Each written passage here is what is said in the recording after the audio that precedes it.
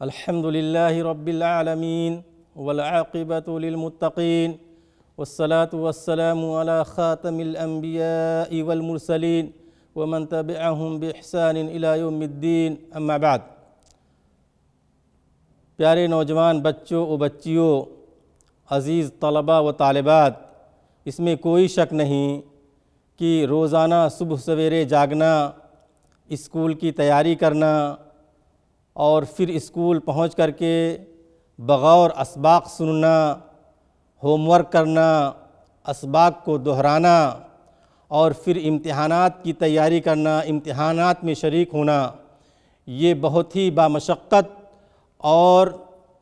مشکل ترین امر ہے، جس میں عزم و ہمت، صبر و استقلال، صبر و استقامت اور اعلیٰ توانائی کی ضرورت ہوتی ہے۔ آپ نے قرآن مجید کی اس آیت کو بغور پڑھا ہوگا جس میں اللہ رب العالمین ارشاد فرماتے ہیں وَعَلَّمَ آدَمَ الْأَسْمَاءَ كُلَّهَا کہ اللہ رب العالمین نے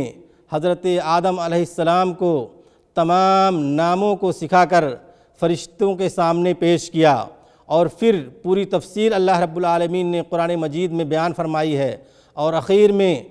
حضرت آدم علیہ السلام کو فرشتوں کے اوپر فضیلت اور برتری کو بیان کیا ہے ان کے علم کی وجہ سے، اور جس علم کو اللہ رب العالمین نے حضرت آدم کو سکھایا اس کی علم کی وجہ سے اللہ رب العالمین نے حضرت آدم کو فرشتوں پر برتری بیان کرتے ہوئے فرشتوں کو حکم دیا کہ وہ حضرت آدم علیہ السلام کو سجدہ کریں۔ اس لیے ہمیں چاہیے کہ علم کے لیے ہم کوشاں رہیں، اس کے لیے جد و جہد کریں، اور جس قدر محنت ہو کر جس قدر ممکن ہو ہم علم کے حصول یابی کے لیے محنت کریں۔ عزیز طلباء، لیکن سوال یہ ہے کہ کیا عمل کے بغیر علم کا کوئی فائدہ ہے؟ بالکل نہیں، کیونکہ علم کا حقیقی اور اصلی فائدہ اسی وقت ہوتا ہے جب انسان علم کے مطابق اپنی زندگی گزارے اور علم کے مطابق علم پر عمل کرے، کیونکہ علم کی وجہ سے انسان کی زندگی پر بہت ساری تبدیلیاں آتی ہیں، اس کے تہذیب و تمدن پر اچھے اثرات مرتب ہوتے ہیں۔ علم کی وجہ سے ہمارا ایمان اللہ رب العالمین کے اوپر مضبوط ہوتا ہے، اور ہمارا عقیدہ مضبوط ہوتا ہے، اور علم ہی کی بنیاد پر ہمارے اخلاقیات اور سلوکیات میں تبدیلی آتی ہے۔ اگر علم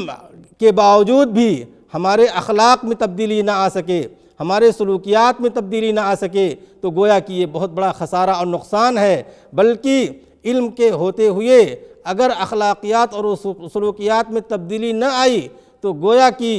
اس سے بہت سارے معاملات میں استحصال کی صورت پیدا ہو جاتی ہے، جو لوگوں کے لیے بہت زیادہ نقصان دہ ہے۔ عزیز بچوں،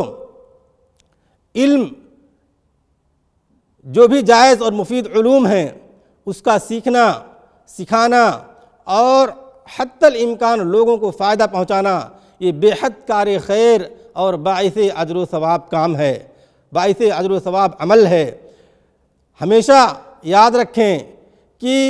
اس دنیا کے اندر اللہ رب العالمین نے بہت ساری مخلوقات کو پیدا فرمایا ہے۔ عزیز بچوں، اللہ رب العالمین کی ان مخلوقات کو بغور دیکھیں،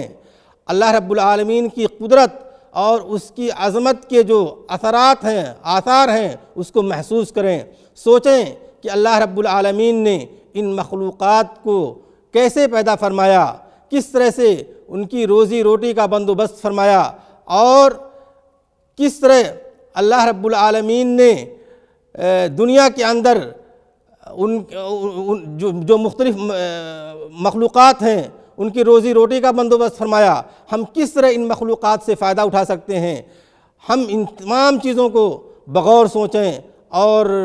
تأمل اور فکر کریں۔ اللہ رب العالمین سے دعا ہے کہ اللہ رب العالمین ہمیں علم کے حصول یابی کی توفیق دے، اور علم کے جو فوائد ہیں اس سے مستفید ہونے کی توفیق عطا فرمائے۔ وآخر دعوانا الحمدللہ رب العالمین، والسلام علیکم ورحمۃ اللہ وبرکاتہ۔